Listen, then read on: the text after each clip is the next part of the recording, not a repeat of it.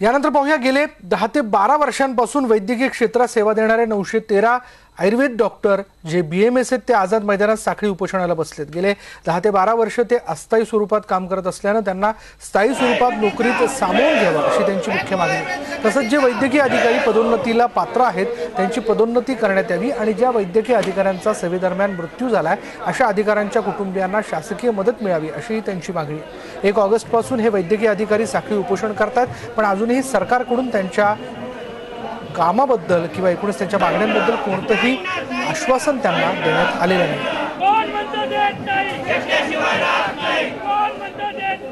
7-8 वर्षांपासून आम्ही सतत या ठिकाणी आझाद मैदानावर येतो आहे आणि हिवाळी अधिवेशनावर पण येतो आहे आणि आम्हाला सतत आश्वासनं मिळत आलेली आहेत। आजपर्यंत जे आरोग्यमंत्री आले या आरोग्यमंत्र्यांनी प्रत्येक वेळेला हा विषय वेळ काढून देण्यासाठी केलेला आहे। आमची आरोग्यमंत्र्यांना ही विनंती आहे की या निमित्ताने वारंवार तुम्ही चर्चेला आम्हाला बोलवता, मात्र तिथे गेल्यानंतर तुम्ही आम्हाला वेळ मागता की आम्हाला या विषयाचा अभ्यास करायचा आहे। नेमका कुठला अभ्यास करायचा आहे? कारण 791 वैद्यकीय अधिकारी ज्या सतत सेवा देतात आहे, अतिशय कष्टाने आणि इमानदारीने सेवा देतात आहे, त्या लोकांना न्याय न देता आपण फक्त वेळ काढूपणा या ठिकाणी करत आहात असा आमचा स्पष्ट या शासनावर आरोप आहे।